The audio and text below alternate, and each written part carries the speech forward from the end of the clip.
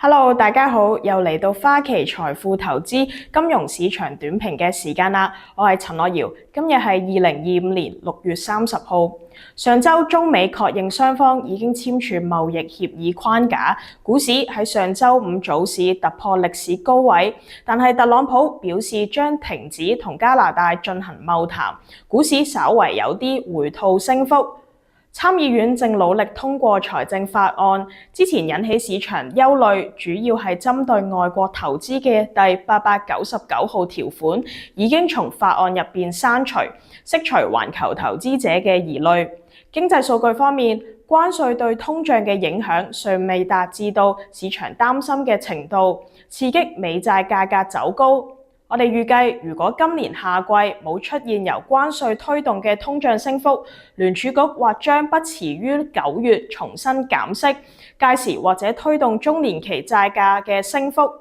但係投資者仍然擔心美國財政法案對赤字嘅影響，加上今年秋季提高債務上限將增加美國國債嘅發行規模。如果經濟冇明顯放緩，或者限制長年期國債價格大幅走高嘅機會。我哋對市場目前嘅樂觀情緒持謹慎態度，但股市嘅基本趨勢仍然樂觀，例如人工智能令到企業基本因素保持強韌。花旗分析員觀察到美股嘅利潤率同勞動力生產關係密切，自金融危機以嚟，勞動生產力嘅變化可以解釋到大概55%標普500指數 EBITDA 嘅利潤率走勢。利潤率呈顯著升勢，主要係受益於科技創新加快，以及指數嘅成分股更加集中趨向服務業。